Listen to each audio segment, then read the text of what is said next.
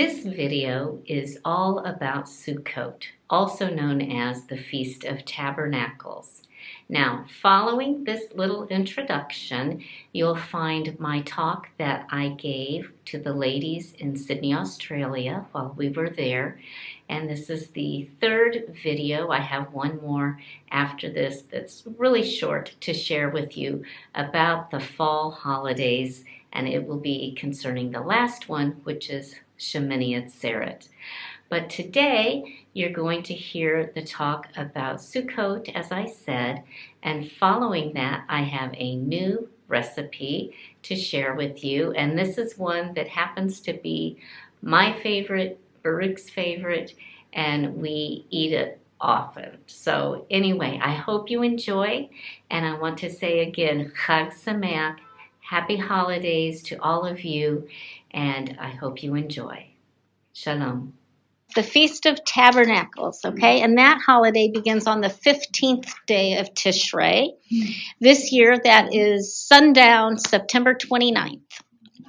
Okay, and do we know how many days Sukkot is? No. Most people say 8, but I'll tell you why later, okay? It's not 8, it's 7, okay? It's 7 days. Now, let me just go ahead and tell you why it's 7, okay? I'm not gonna make you wait, okay? Because the last day is a separate holiday, and it's called Shemini Atzeret, which is the 8th day assembly. Now, we think that, well, it's the 8th day, so it's part of the 7, but technically it's separate, and I'll tell you why after Sukkot, okay? All right, so we'll go back to Sukkot. All right, so we're going to go to Sukkot now. Feast of Tabernacles. This year begins September 29th at sundown, lasts 7 days, okay? During this holiday, we build what is called a sukkah, which is a little booth. It's a temporary dwelling, and it symbolizes the temporary dwellings that the children of Israel lived in during the 40 years in the wilderness, and were moving from place to place. Now, who knows the primary reason that the children of Israel lived in the desert? Why were they there for 40 years?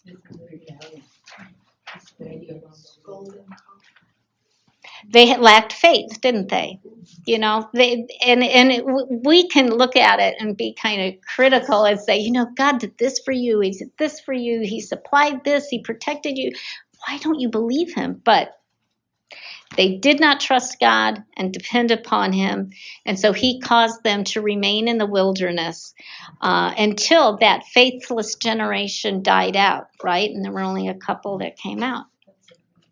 So anyway, so the sukkah is it's a fun time to be in Israel for those of you who have been in Israel during that time. So you build these little booths that you can buy pre-made kits, or you can be creative and build one. But we have friends that actually would wire in electricity and hang up beautiful paintings and go all out with the decoration. And then you have us who are not very, handy. So, and we are to live in them. And this is to remind us of a couple things. One, our dependency upon God. To remind us of the time in the wilderness. And it's also a time of, I lost my train of thought. Dependence upon God. Oh, and that our time here on earth is temporary, right? We're just temporary sojourners through. So anyway, so our first takeaway from this holiday is the faithfulness of God. Right, he provided for the need of the children of Israel. He provided manna. He provided the quail. He provided that their shoes didn't wear out. Baruch likes to make a joke about Rivka wouldn't be happy if she didn't get some new shoes during that time. But anyway, but it is a time that God provided. He's dependable. He is our provider, and it's to encourage us, to remind us to put our trust in him and to be dependent upon him, and that we can only be in his will when we trust him. So I remember when Baruch and I moved to Israel, and it was in the middle of the second intifada. So like every week a bus was being blown up. There were terrorist attacks all the time. And people would ask my mom, they would say to her, aren't you, really scared because Baruch and Rivka are, in a really unsafe place? And she would say to them, hey, the safest place to be is in God's will. Yeah. And, and his protection. If you're where he wants you to be, Yeah. He's going to protect you. He's going to guide you, direct you, reveal things to you. But you have to be in that place. God can have blessings for you. He can have things he wants to reveal to you. But if you're not following him and you're not in that place, you're going to miss it. You're going to miss it. So it's depending upon him, having faith and trust in him. That's one of the most important things about this holiday. And I think all of us can learn from that, grow from that, and appreciate that. And so one of the things that the scripture says about this holiday is that the first day of the holiday is a high day, meaning that it's to be treated like a Sabbath day and that no work can be done. Technically, a high day and a Sabbath are not exactly the same, but it's a technicality. So, and the rest of the days during that holiday are just normal days. So this is a time, one of the busiest travel times in Israel is during this time, not the first day, and usually there's like a Shabbat that falls somewhere in the middle. So those 2 days are rest days. You don't travel, you don't do your vacation stuff. But the other days, you try going to a national park in Israel during this holiday, and you will be hours in line just waiting to get into the park. So the other days are normal days. You can, come and go. The last day, the seventh day, is called Hoshana Rabbah. You can read just a glimmer of that in John chapter 7, verses 37 and 38. And it talks about the water and Yeshua being if those who are thirsty, come to me, and that was during that time. So there's 2 biblical commandments for this holiday. The first is to go out and collect wood and to build the sukkah, and the emphasis is on it being temporary, and it's your home for 7 days. But so you can see that, if you're building a home that you're going to live in for 7 days, it's you don't have to go all out, but it's just really neat to see. Ours kind of has to be a little bit away. We live in a high-rise condo, and so we kind of have to go a little ways, and so we have a milk crate and we fill it up and take it. But it's just almost like a 7 days of a picnic, but you have nice food and you have family and friends, and somebody will a neighbor will say, hey, I didn't build a sukkah. And we'll say, hey, we're going to be done in a few minutes. Come and sit in our sukkah and use our sukkah. And it's just such a wonderful festive time there. I think some of you I know are going to Israel to be there for it. It's a great time. And I do want to say really super quickly that some of you maybe are going over with the ICEJ or some other groups, and there's a big time of celebration of the Feast of Tabernacles where a lot of believers go to Israel. They have days of music and different things. And one of the things they do is the Parade of Nations. And I want you to know that it is a huge witness to the non-believers there. One of the areas they go through in Jerusalem is called Mea Sha'arim, which is the most ultra-Orthodox community in the world, I would say. And they're going through there and they're giving candy. They make sure that it's, like the highest level of kosher and all this stuff. And all of these little Haredi ultra-Orthodox children are getting the candy from them. And it's just a great testimony. Sorry. Okay, so we're supposed to build and dwell in the sukkah. And then the second part is collecting the 4 species. Okay, so this is, I wish I had something to show you because it's interesting. But it says in the Bible that you take a palm branch, myrtle, and willows.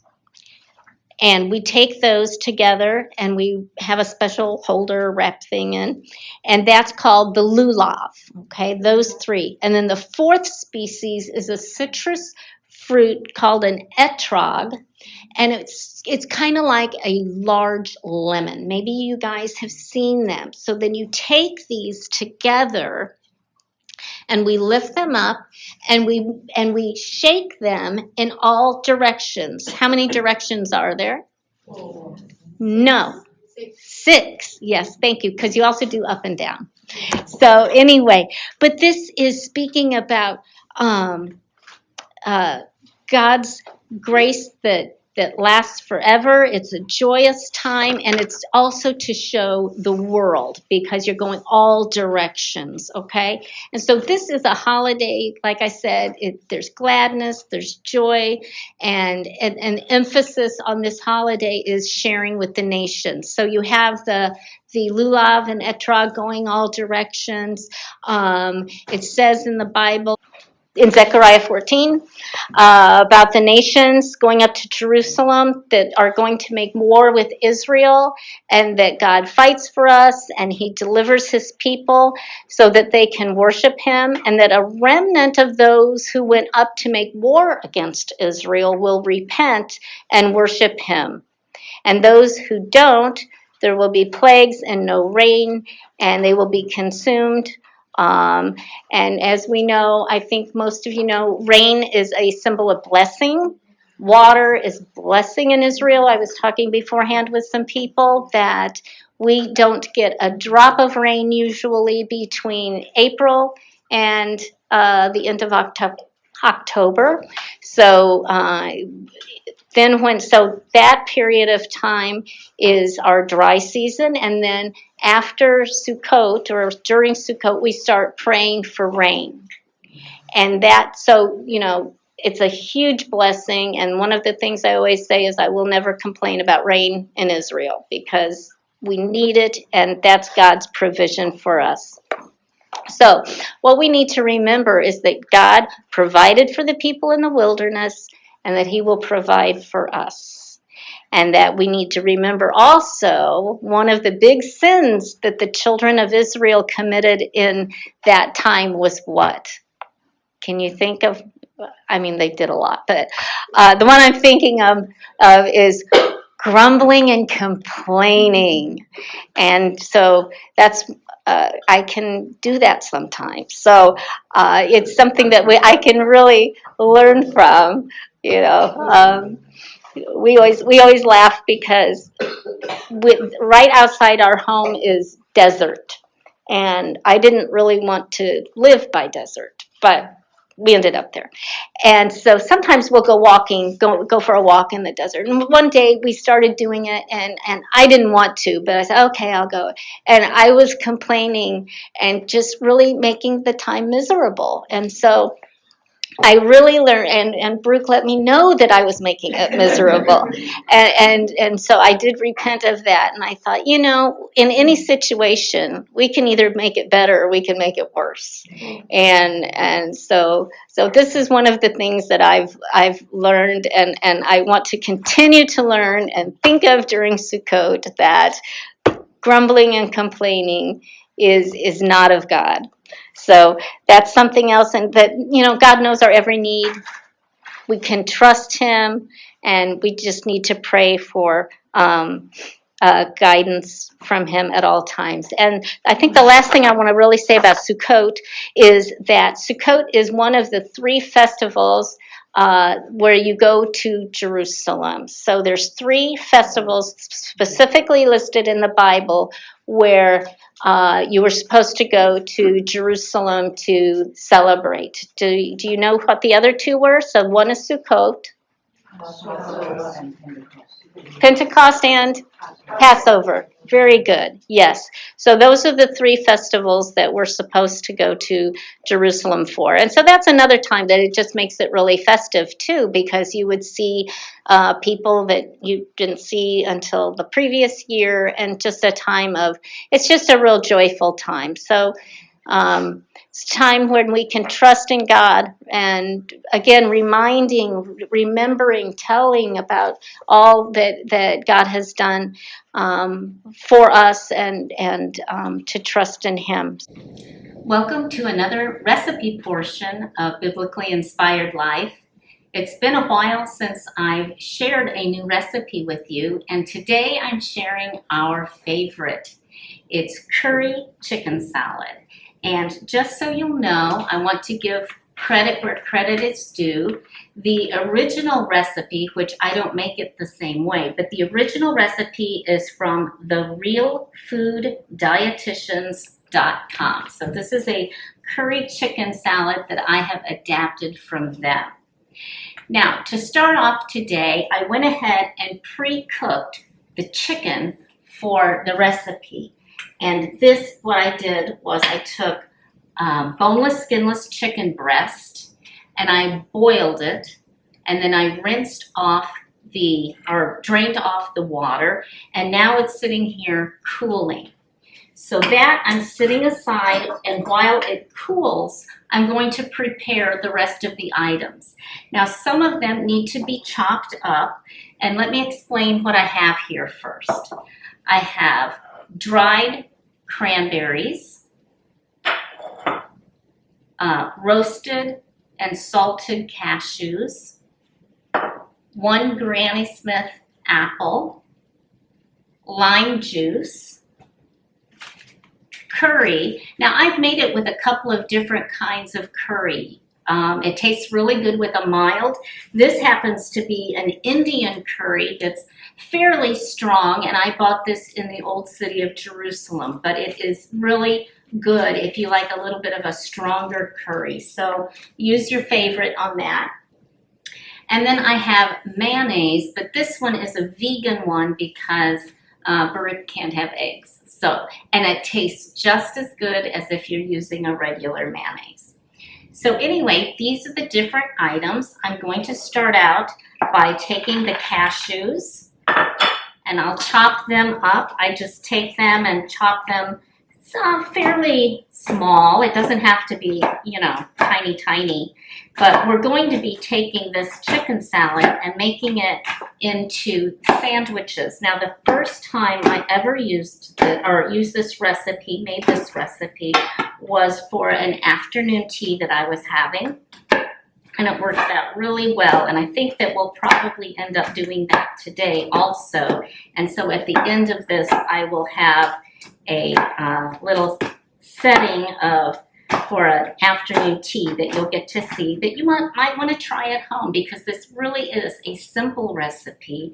And in fact, usually before Baruch and I go on a trip, I try to have all of the ingredients on hand. Now, for the boneless, skinless chicken breast, you can either pre-boil it and freeze it, or you can freeze it uncooked and then cook it when you get back. But it works very well. All of the other items can last for quite a while. The apple in the refrigerator will last quite a while. And so I try to, the only thing that would not be good is the bread that you might need to go get that when you get home. But anyway, I always keep all of the ingredients on hand so that we can have it. So you can see about how much I chopped the cashews up, and I think this is going to work out fine. So we'll put that in.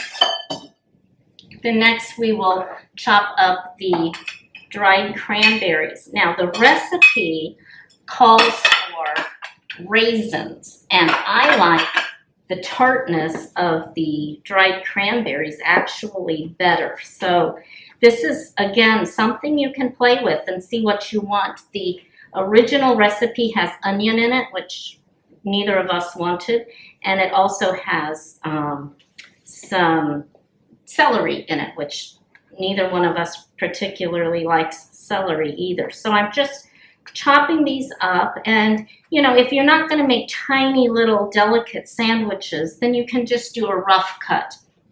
Now, if you're going to make, you know, like some little feminine tea sandwiches or something like that, you're probably going to need to do this a little bit longer than I'm doing. But I wanted to just give you a kind of a overview of how I'm making this. So now this can go in.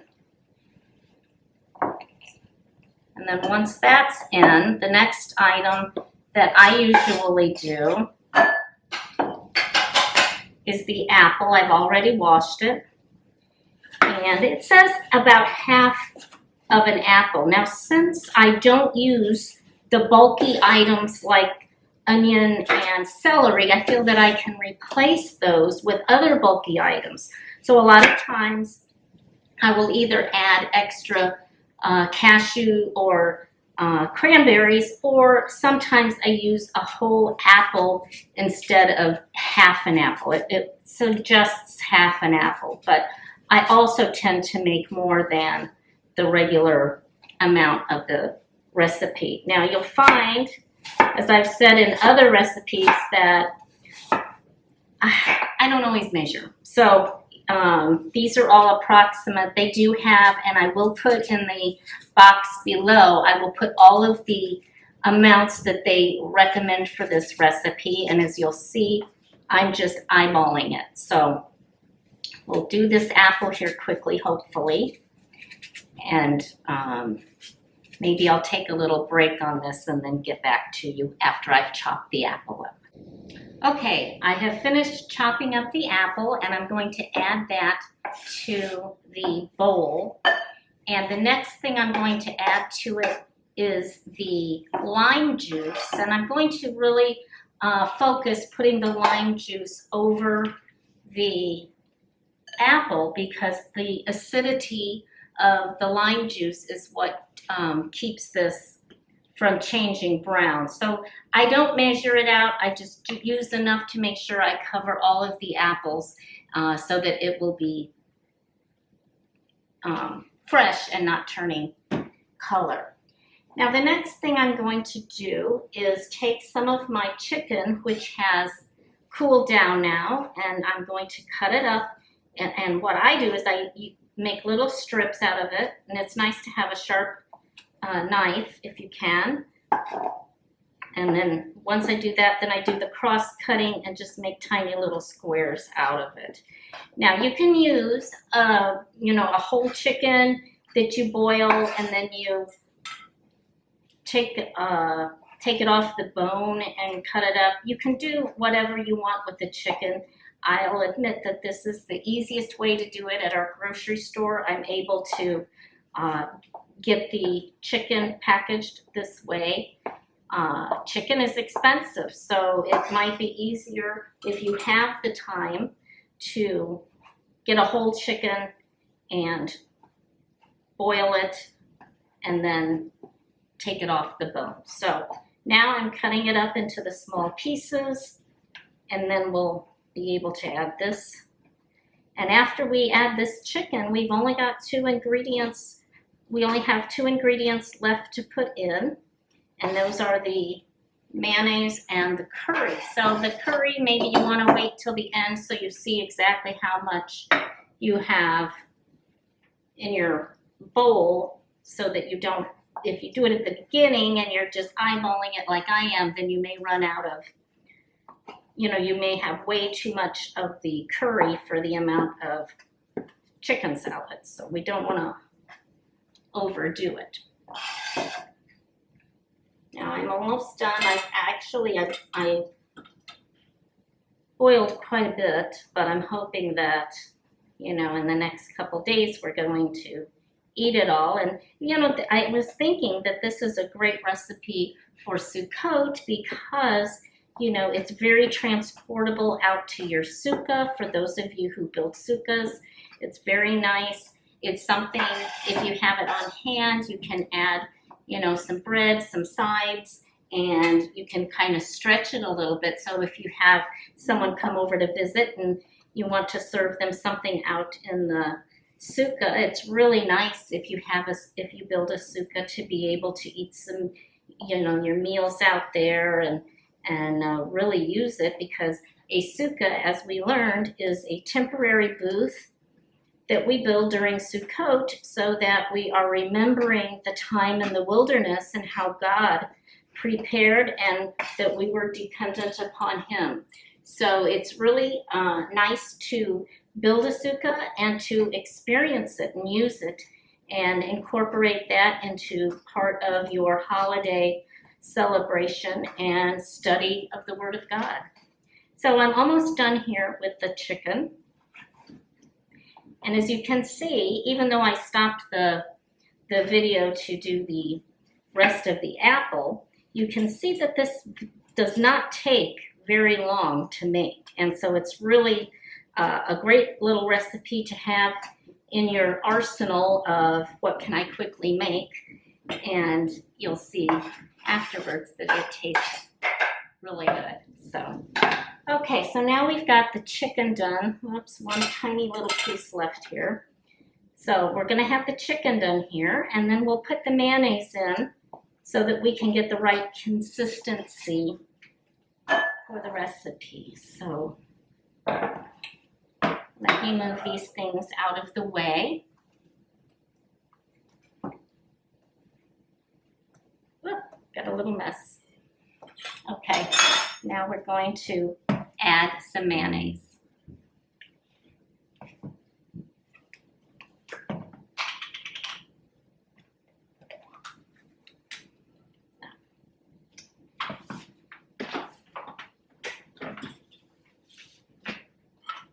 Okay, so let me put some in.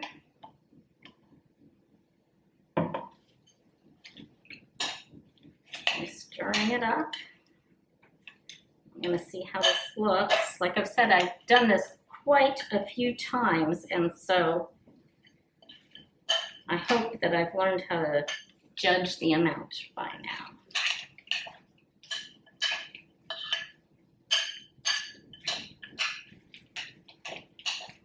Okay, that looks pretty good for what I made. Now I'm just going to add the curry, and then we're going to be done making it, and then I'm going to show you one of the ways that you can present it after you've made it, if you have the time. It's going to hopefully look nice. So I put some curry in here, just so you can see that's about how much I poured in, so that you have an idea. And I'm going to stir this up.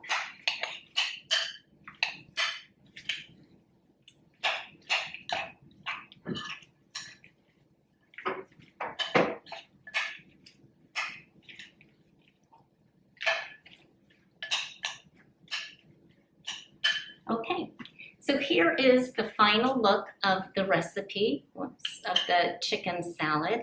And what I'll do is I'll show you how I prepare it when I have the time. Okay,